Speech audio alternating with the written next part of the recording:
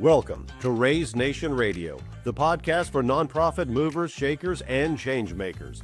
We are here to fuel your passion with a daily dose of fundraising inspiration while keeping the conversations and connections from the annual Raise Conference alive all year long.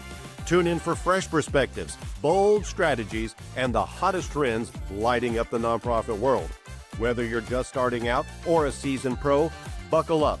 Each episode is packed with lively discussions, expert insights, and creative solutions to help you make an even bigger impact. Now get ready for another exciting episode. Please welcome your host from One Cause, Dawn Lego.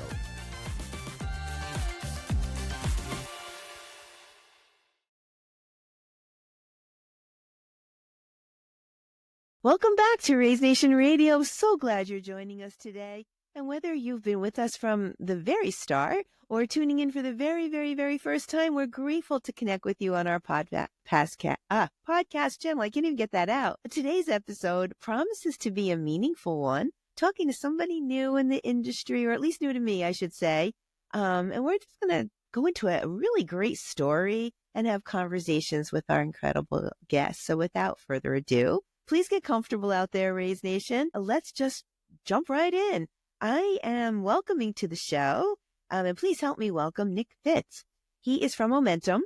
He is the CEO and founder, and we got a lot of great things to talk about, don't we, Nick? Welcome to Raise Nation Radio. Thanks for having me, Dawn. I'm super excited to chat with you today. Yeah, and you just got back from Australia, back into the States, right? So you're a little jet lagged, I assume? I am, yeah. I came back. I was there just for 4 days with some Black Bud folks with some, sort of larger universities and hospitals. And it was, 15 hours there and 15 hours back. Oh, and then I had a retreat on my feelings. And so now I'm just feeling, you don't know what you're feeling. It's been a long week, but I'm happy to be, I'm feeling good to be home is what I'm feeling. Yeah, I would be right along with you. I love to travel, but I don't, if you know what I mean, like the whole process of getting there and getting back. But 15, that's brutal. Yeah. Well, but shout out to our Black Bud friends there. I just saw them at the AFP lead, so that was fun. I saw some of them. They were speaking and exhibiting, so hope you had a successful trip. Well, you know what? We put the cart before the horse here, right? I think we want our audience to get to know you a little bit more and get in touch with, your feelings there. So say hi to Raise Nation Radio, and if you don't mind, just introducing yourself and whatever you want to share. We'd love to hear from Nick and what you got going on at Momentum. Yeah, it's a good open-ended question. I'm good at those. I'm happy to be here. Definitely, there's a lot of topics, and I know just a lot of values we're aligned on, and also ways of approaching sort of fundraising in the world. I'm happy to talk about obviously what we build and why, and this sort of thing. And I think very generally what I'm interested in is people and their relationships. And so that's been always true for me. I also have always been frustrated with the ways I've had to maintain them. Like I've lived in a lot of places. I've been in academia, emailing and text and trying to catch up with different people has always been frustrating for me. I've raised money both in nonprofits and universities, and then now as a venture-backed company, and it's all the same stuff. Like, we're communicating with current, say, funders or people we work with and trying to find new ones. And that process has been endlessly frustrating to me, like emails and texts and having stuff stored in some database. And then I got to follow up with this and that. And I love the people part of it, and the administration part of it. Maybe I don't love so much. And then, I've done it in different ways over the years. And then now building stuff for people that have these problems has just been super fun because it's back to, again, the people stuff. And then being able to talk to people, say, hey, what do you wake up stressed about or frustrated by? Let's also dig into exactly how you work, and then make something where they're like, oh, wow, this is so helpful is probably just the best. Doing that with a small group of people that also love doing that has been sort of the best work of my life. It's been really great. So you're all about the connections, right? You're a connections guy. I do. Yeah. I mean, I think no one on there you can look at all this work on what do people say on their deathbed? And we all know they don't say, I wish I had hit another OKR or I, raised another $1 million. They're the so people true. that I met. Yeah. And that's true. That's also at the heart of why people do anything, like why people buy anything or give anything or spend time. Like there's limited time and money, and how do you spend them? And people tend to do that with people that they love, like, or really connect with in one way or the other. Yeah. My daughter has a saying, she uses it all the time, that we're just a collection of the people we meet. And that's so true, right? It's really true. Simple, but yet deep, but so true. So before we jump into some questions, I just want to pick your brain. We're going to talk about the donor psychology a little bit and how that plays into fundraising, a lot more into fundraising than we would expect. And then that little topic that nobody kind of thought too much about just this January, and now it's all they talk about. 2 little letters, AI. Just drop that in there. But before we do, can we get the elevator pitch for Momentum? Like, who are you, what you do? Let's just get that. I'm curious. Give us the 30-second or 30+ second elevator pitch. Yeah. I guess the way to think about it maybe is to start with the problem that I was describing of, like, everyone's trying to find donors, right? Or find people that can support them in one way or another, then cultivate them, then have them actually give in some way or another, commit to some gift, and then keep them up to date or steward them. And that process involves a ton of different tools and workflows and stuff, basically, and schleps. And so we make, we could call it an operating system. It ends up looking like an inbox and then a bunch of sort of like things that a chief of staff would do for you. So what we end up doing is connecting to everyone's CRM and email and calendar and all this. And we have these interviews with people where we're like, we do a bunch of analysis of how do you currently sort of run your pipeline, and how do you want to, and do you want to hit up people when they get a new job on LinkedIn or when they exit a company or stuff like this. And then we take your existing donor plans and all of the kind of, research that we're like, maybe you should do this or shouldn't, but basically then give you an inbox that says, your goal is to raise, $25 million by the end of the year. What's your next most valuable action? So you need to respond to this email from someone furthest down the funnel, or respond to this text, or you're headed to New York. In a month, you need to send out these 18 emails. And so then we basically help you figure out what to do next, then take action on it. So send emails or texts or any of that kind of thing. And then we'll give you a bunch of the intelligence and stuff in there. So you don't need to open a bunch of things. We write it all back up to your CRM. It's connected to all of your tools. And then we'll do things like email you or text you saying, hey, you need to respond to this person. Or after we have this meeting, it'll text me and say what happened, and I'll leave a voice note. And it'll say, well, what are your next steps and next step date, and get a contact report up there. And so it's doing different pieces of the puzzle, but meeting you where you are, sort of where you already in your text, or where you already operate. Thus giving that nonprofit momentum. Is that fair? Sure, that is. Yeah. Yeah. Okay. So I guess the name of the company is No Accident, right? Very intentional. That's right. Yeah. That's right. It's a thing you hear often just in fundraising, where a lot of it's around sort of FOMO, like I need to raise this amount of money by this date for this reason. And the things that drive things sort of over the finish line tends to be momentum. Yeah. I kind of like this, right? It's kind of like coming into your office and having an assistant that's backed by my personal goals, aligned with, where I want to go, and telling me with some data and intelligence, what are the actionable steps I need to be prioritizing today to get to that goal? Because we all know the, Covey Eisenhower decision matrix,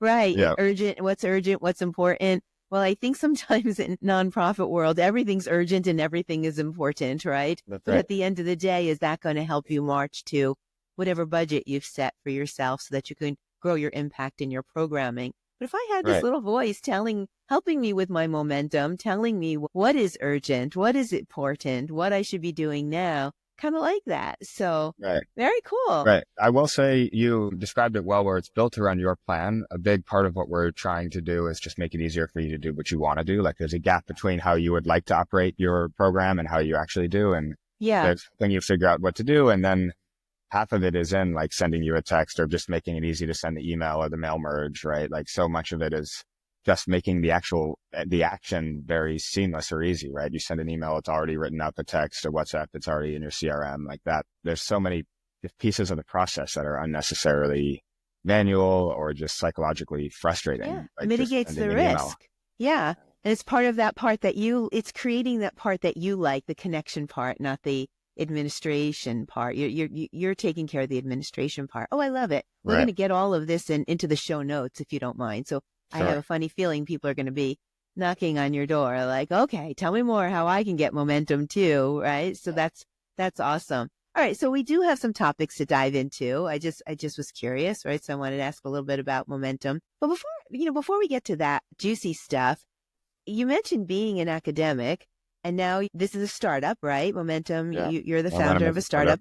startup. So how did you transition from that? I'm just curious. A little birdie told me there's a funny story. And so want to share that? I don't know what the funny story is, but it's I'm happy that it's happened. In some ways, I think I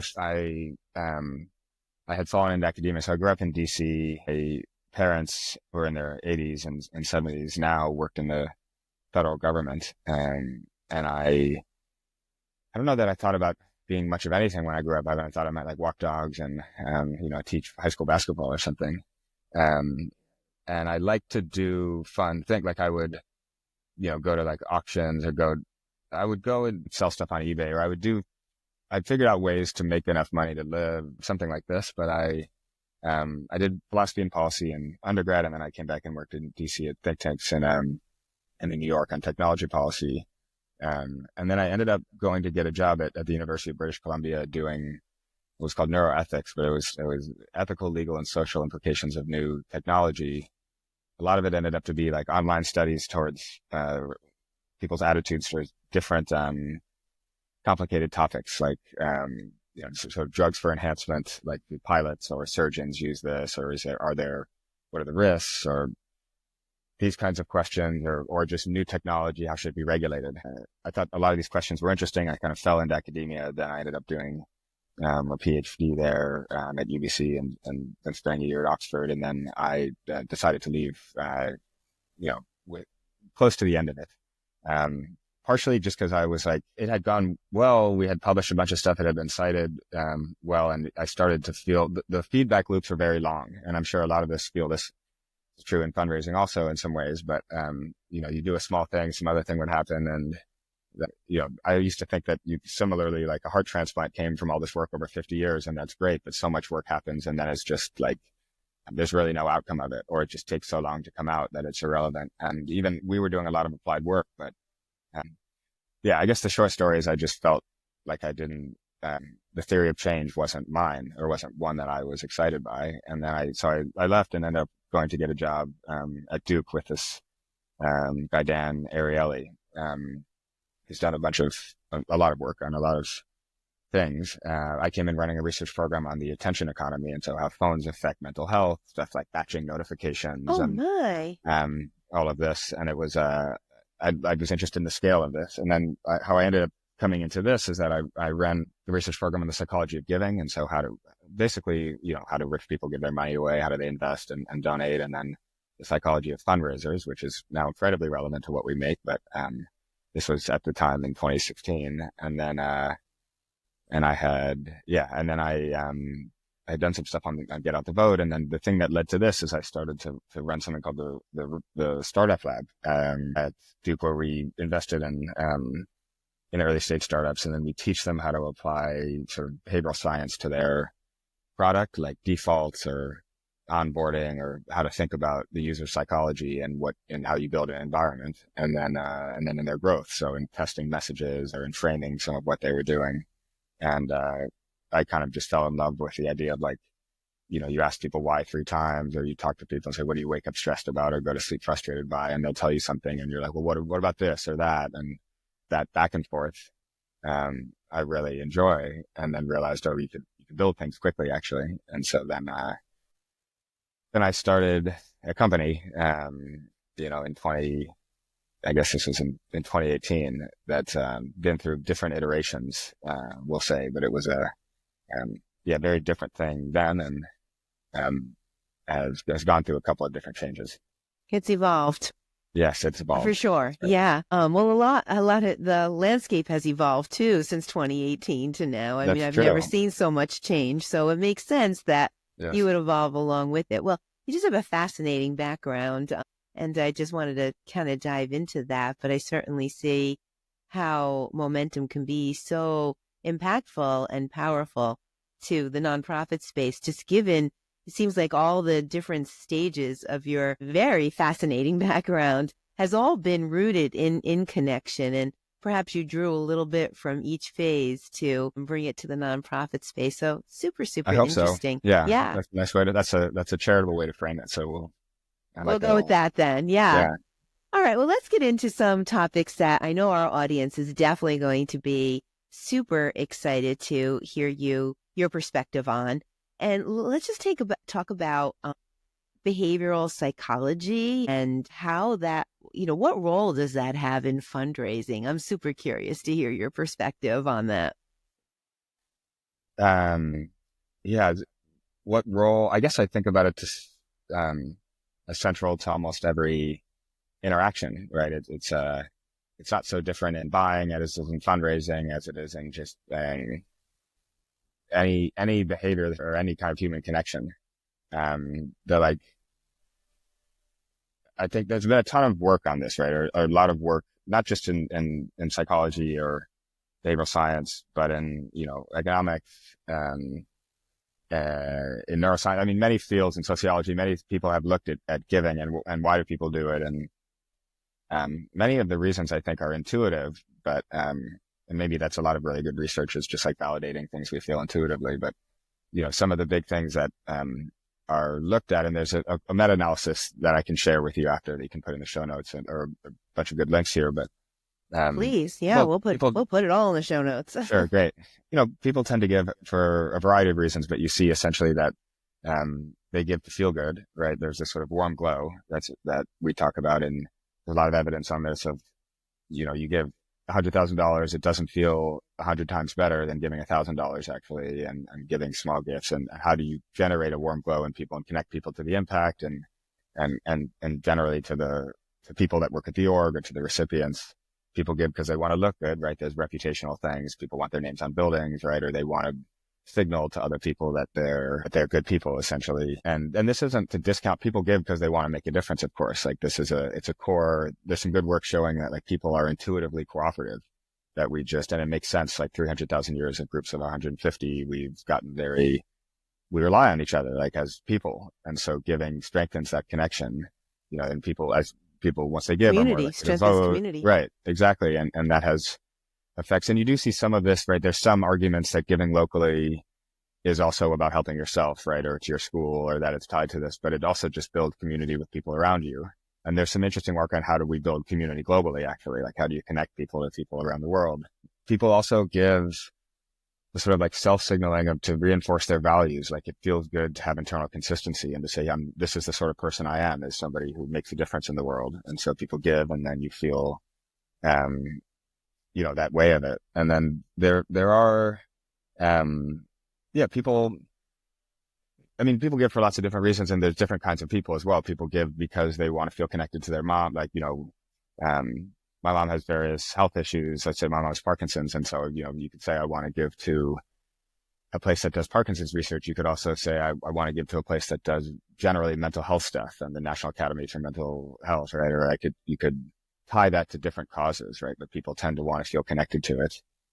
Some people give because they care essentially about the costs and benefits, right? That they're like, how there's limited time and money, how much suffering can I reduce? So sort of within different cause areas, what does more or less. Yeah. And I don't, maybe something to say about it is I think people will say, oh, people give because they want to be heroes, or there's just like a cynical view on it. And then there's a very altruistic view that people give because they just care so much about the world. But things tend to be, maybe more mixed up than that. And I think people give all these things we've just talked about here show up differently for different people at different times in their lives.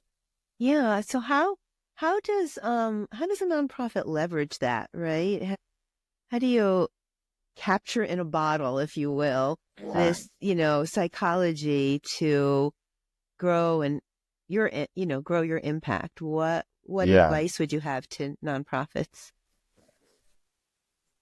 It's a good question. There's some things, I guess one other thing that's worth saying is people give when it's easy, right? People give when they're asked. So we can say, no one wakes up and it's like desperately, how do I give $100 away today? Like this has to happen this second, right? And people tend to give when they're, this is obvious when there's like a huge earthquake and there's a lot of asking going on, but people give when a friend asks them, right? Or somebody else. And so, there is something to like making thoughtful asks, but generating impressions or getting out with people. And then, on the other side of that, people give when it's very easy. And so there are some very applicable things around default, say, or when you hit let's say, as an example, I hit your website, and I'm somebody who's a mid-level giver and I'm interested. I've already had 4 or 5 touches with you. I'm not thinking, I want to give, $5,000 or $10,000.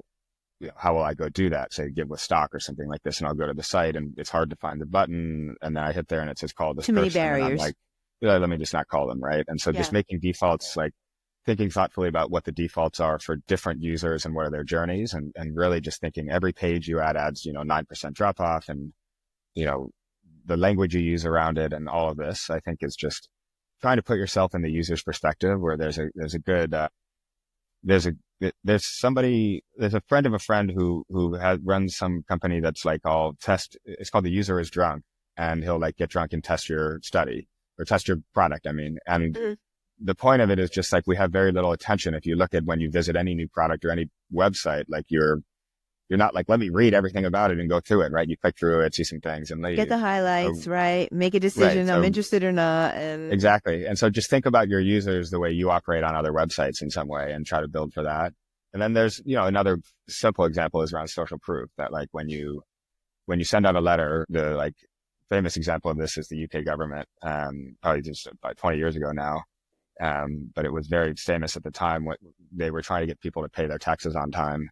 And they spent all this money and time trying to figure it out. And then they just added one line to the letter that went out to people saying, 92% of your neighbors pay their taxes on time. And now suddenly everybody else does this.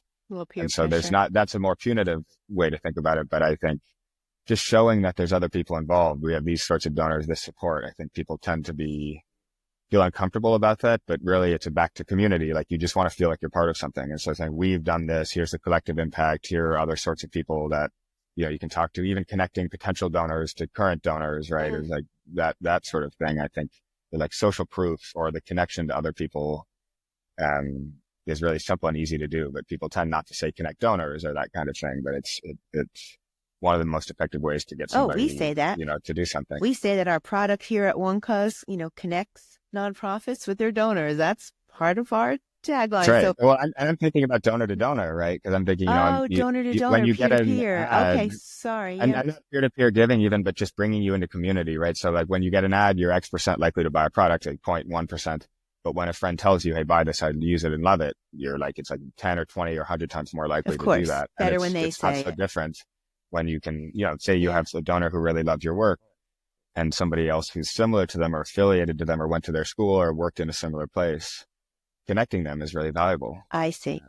Okay. Making sense. Yeah. And I know what you're saying is true. Here at One Cause, we just introduced a research study just last week, actually. It was the Giving Experience Study, the 5th edition of it. And one of the top motivators, one of 3, was for giving, is the ease of giving. So what you say is making sense. If people are genuinely altruistic and generally seeking connection and community and coming together for the greater good, and that automatically opens their wallet or their pocketbook, then you have to reduce any and all barriers to giving, because if that's an inherent gift that we all have to some degree, let's make it easy for them. And that did show up in the research study, that is a top motivator for the actual gift. Was it easy? Did I come to the website, click that button? Or is there digital wallet or less clicks or whatever the case was? Can I, donate from my DAF account? Can I donate my stocks? Like whatever I have to give, did you make it easy for me, nonprofit? So that's a great message and so timely and relevant to the research study that we personally put out into the wild. So nice. Love what you're saying there. So let's talk just a little bit about, we spoke in the beginning of this episode how your journey since 2018, which isn't that long ago, has just kind of evolved but it's not the only thing that involved. The landscape in the nonprofit space has certainly involved more so than I've ever seen it. So one of those introductions is definitely AI. And how do we now weave that in, right, into fundraising? And how can we leverage that and what we know about behavior psychology? And how do we put this all together, right? This modern AI world, which makes things efficient and sometimes smarter. But yet, are we using AI in the right way that we're tapping into the psychology, right? There's just so many things at play. Can you bring it all together for us? I can try. Okay, I think you can do it. I think one way I almost want to start is that I feel about AI, or at least around the conversation around AI, in the same way I think I feel about the Bay Area, right, or Silicon Valley. Like, I grew up in DC, and there's just a ton of noise out here, like useless stuff and claims that people are changing the world. I'm like, but do you know how big the government is actually? And all of this stuff, we'll say. And then there's like incredible progressive change, right? I mean, the internet, like, there's so much, it is like at the edge of innovation. And I don't mean in some big, like, meaningless way, just, really interesting things are built here by interesting people. And so I have a complicated relationship with living here and with AI maybe similarly, where there's a lot of hype around what is essentially an awesome tool, and not enough, maybe, like, or a lot of noise and not enough signal around how do you use it well. And definitely, like any huge innovation, like cloud computing, or, this is true about whaling in the past, or cars, or lots of things, there will be, jobs that are lost and jobs that are created. But a lot of it is like, well, how do you use it well? And I think maybe that point, that it's a tool and people use it well, will benefit. And those who don't will struggle. But, it will, I think it's important not to just be like, oh, everything will be fine. Like, there's huge risks associated with it, like around bias and around the labor market, and more existential ones around sort of values alignment. But at least in our world of fundraising, and a friend and advisor of ours, Nathan, runs something called Fundraising. Nathan Chappelle runs fundraising.ai, that's asking a lot of He's a good friend of ours. Yes, he's been on our podcast. Great. He's fantastic. And he's thinking, along with Mallory and others, very thoughtfully about, what's the role in our world here. And I think maybe the thing to say about that is that it should ideally help us, like, save time, and work on, and not be able to do things that we didn't want to do, or that are very frustrating to us, and spend more time with people. Like, it's a tool that ideally helps us connect back to people, right? Like, it's viewed in this cold way. And I think it can be used in it's like any dual use technology. Like, there are, dystopian ways of using it, but there's ways, like maybe like the internet and many other things that really sort of improve our lives, or bring a lot more connection to them. In the same way that, like, I can FaceTime my mom and feel really connected to her, even though we live on other separate coasts. How AI shows up sort of really practically, right? Because, I think it's helpful just to say, like, what do we actually mean, and what's happening, and how do we use it? And you can do all these things without our product, right? And sort of Frankenstein it together. But there's, I think maybe three simple ways to think about how it's most helpful in our world, and in anyone's world who's building relationships. But one is around sort of who you should reach out to and when, and how much you should ask for them. And this is, it was often called machine learning. It's really just like advanced graduate. You could use stats for it before there was ML, and now AI. And this is like, it's often called like predictive analytics or something, right? That's like, here's a bunch of more, here's what we know about donors. Here's a model. Here's more stuff. We think these things about them. We think you should ask them for that about here. We think you should reach out to them at these times. And, you should email this person instead of texting them, or that sort of thing. And so we'll build that. And then the thing that's created a lot of hype, right? Or sort of this cycle around it has been generative AI, has been the ability for it to, like, this, so far it's been large language models. There's different competing architectures, but it's essentially things that read or take in a bunch of information and then generate stuff for you, right? So it's making images and writing code and writing books and all of that. And that stuff is very polarizing, right? I think that stuff is the stuff I'm least bullish on, or something like that. When I use our product, I'm happy with just templates and snippets and existing things.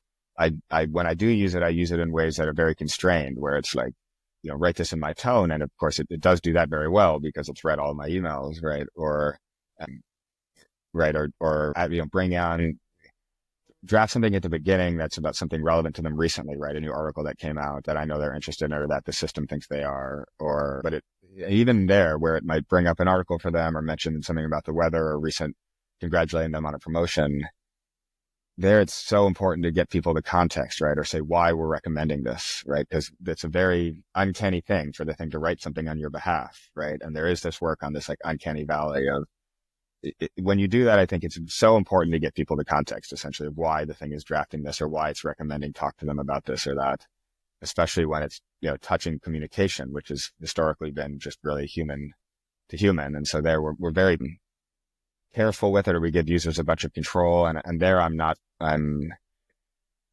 people have seen it used this way. And I don't know that it's necessarily the best or most helpful thing. Like in my own use of it, as I said, it's not huge. And then the third one is what people call sort of automatic speech recognition or more commonly natural language processing, where essentially it's the ability to talk to something and have it talk back to you, right? And so after this, let's say we were on an investor or donor call now, the system would text me on my phone and then I'd leave a voice note, right? And I could talk back to it and we could interact that way, or it can text back and forth, but just the ability to listen to this call and summarize it, right? And there's been a rise of all of that part is incredibly helpful as well to capture sort of a description and a summary. But again, the context is important to ask the user, well, what's your next step and what's the next step date, right? Because it can't pull out, well, what do you want to do with it, right? And so it's important to think about all these things as like ways of supporting you and your goals, right? But basically just as that.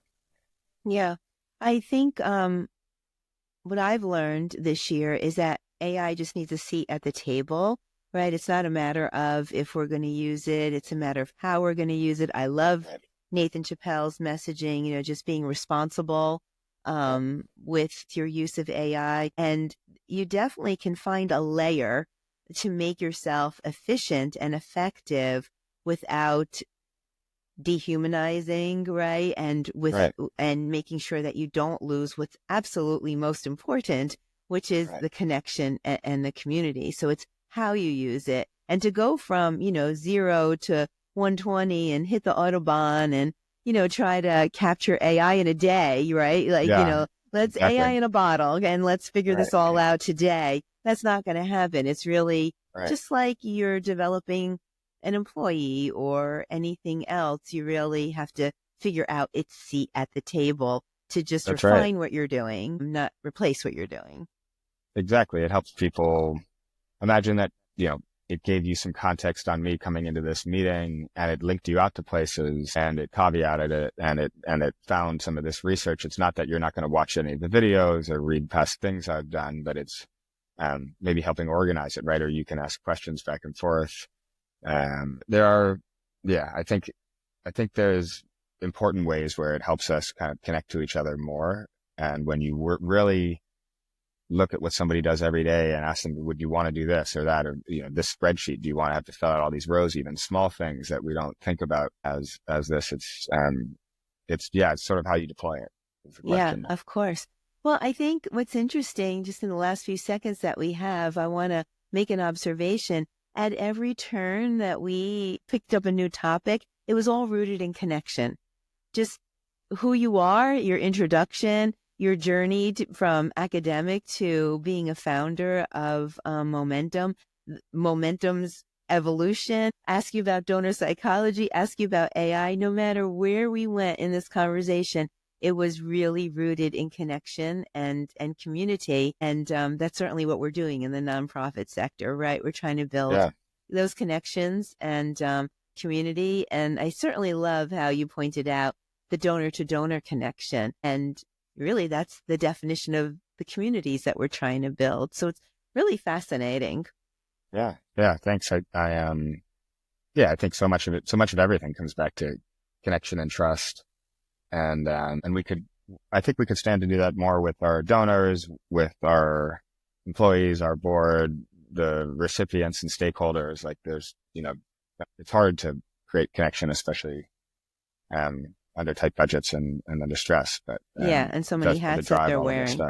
That's the but you know what? You make a good point. If you invite AI to have a seat at the table, then you'll have more time to steward the connections in the community that you're trying to build. Yeah. Right. Well, super exciting. Right. You're definitely the company to be watching, right? So we all want to watch Momentum. We're going to get all of this into the show notes. And what nonprofit doesn't want more momentum, right? I mean, that's just the name of the game.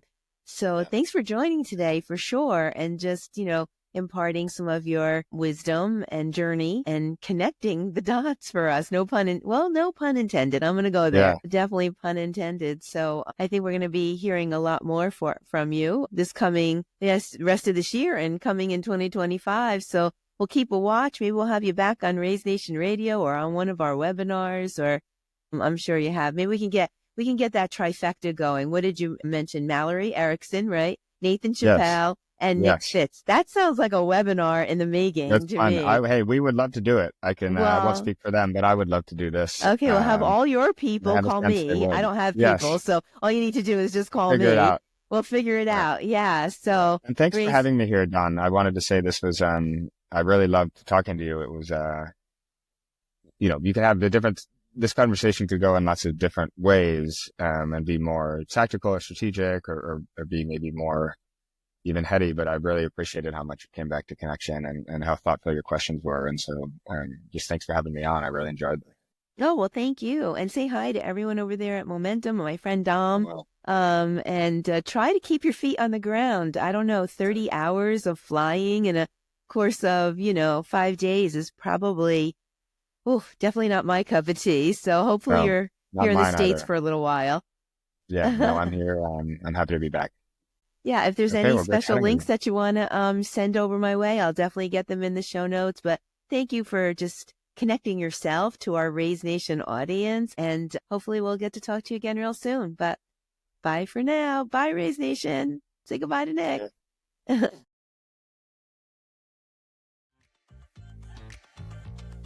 Fearless Fundraisers, that's a wrap for today. A heartfelt thank you to our guests for sharing their stories, insights, and expertise. And to you, our fantastic audience, for everything you do to build brighter tomorrows in our communities. We hope today's content inspires you to amplify your mission and grow your impact. Don't forget to join us for new episodes every Thursday, wherever you listen to your podcasts, or catch us on YouTube and on demand at onecause.com. And before we go, we'd love your help in growing this podcast. If you enjoyed today's episode, please like, follow, and subscribe to Raise Nation Radio. Share it with a friend, and please leave us a review so we can continue delivering content that inspires and empowers. Raise Nation Radio is produced in partnership with One Cause, your go-to for digital fundraising solutions that connect nonprofits with their donors and drive results. Visit onecause.com or scan the QR code to schedule a one-to-one with their fundraising experts and explore the latest tools and innovations to help you reach more and raise more. Plus, be sure to check out their extensive catalog of free resources to support your mission. All the links are in the show notes. Raise Nation Radio is inspired by the annual Raise Conference, presented by One Cause. We'd love to see you in person at the next Raise event in September. It's a 2-day experience featuring over 35 CFRE accredited sessions, dynamic speakers, and the latest innovations from our sponsor pavilion, and priceless networking opportunities. And while you're there, don't miss the Fearless Fundraiser Party. It's where memories are made and lifelong friendships are formed. Secure your spot today at onecause.com/raise. The link is also in the show notes. Until next time, thank you for tuning in, and as always, stay fearless.